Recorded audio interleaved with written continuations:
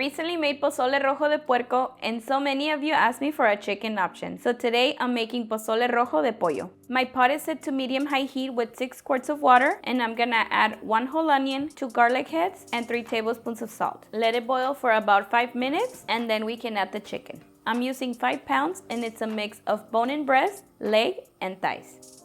We also add 5 bay leaves, cover and cook for 30 minutes. For the salsa here I have 14 chile guajillos, 4 chile anchos, and 4 chiles de arbol. Add boiling water until they are fully covered and set the heat to high. It's been 10 minutes, the chiles are ready and I'm gonna add them to the blender. We also add half of a white onion, 8 garlic cloves, 2 bay leaves, 3 tablespoons of chicken bouillon, and here I have half a teaspoon of black peppercorn and 1 teaspoon of oregano. Last, 2 cups of water from where we boiled the chiles. We blend. The chicken has been cooking for 30 minutes and now we can add the Maíz Blanco, Hominy. I'm adding a total of 110 ounces. Mix, cover, and continue cooking.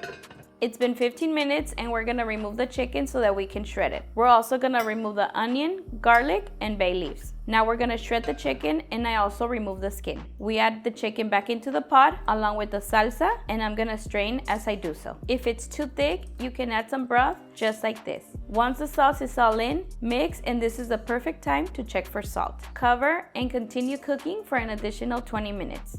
It's been 20 minutes and our pozole rojo de pollo is now ready. And look at this, guys, it looks so delicious. Now I'm gonna serve myself a bowl. If you don't like to eat pork, this is perfect for you. I'm gonna add some cabbage, cilantro, white onion, some radish, and salsa macha. I have a recipe for the salsa macha on my page if you're interested. All right, guys, and now for the moment of truth. Cheers.